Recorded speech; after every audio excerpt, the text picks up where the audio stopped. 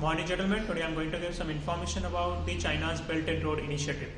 China's Belt and Road Initiative, also known as One Belt One Road, is a global infrastructure project adopted by the Chinese government in the year 2013.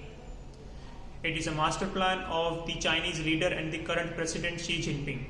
The basic idea of this initiative is to revive once again the old Silk Route and also the 21st century maritime Silk Route, which will once again connect the Southeast Asia to South Asia, to the Middle East, to the African and the European countries via the land and sea routes. The infrastructure in this initiative includes building roads, skyscrapers, airports, ports, then tunnels, bridges, and coal-fired power stations. And the estimate of this project is considered $8 trillion. Total 72 countries are involved in this project, and this project will be finished by 2049, because 2049 will be considered the 100th foundation year of People's Republic of China. How China will benefit from this initiative? China is earning huge money by exporting iron, steel, cement, machineries for constructing the railways, ports, airports in other countries. China is also earning the interest by providing loans to the poor countries which has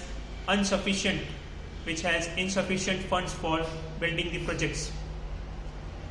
Belt and Road Initiative is also creating an opportunity for China to access the rich European market via the transportation link. China-Pakistan Economic Corridor, which is a part of Belt and Road Initiative, which passes through the Gilgit-Baltistan region of Pakistan-occupied Kashmir, will help China to develop the Xinjiang province, which is considered underdeveloped. And also, because of the overseas investment, there is internationalization of the renminbi, just like the US dollar.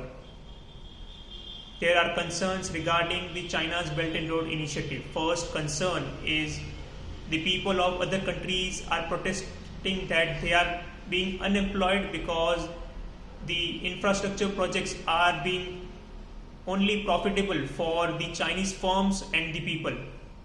And the second concern is China is creating a debt trap for the poor countries by providing loans. And the countries like Sri Lanka, Cambodia and Pakistan are already in debt trap.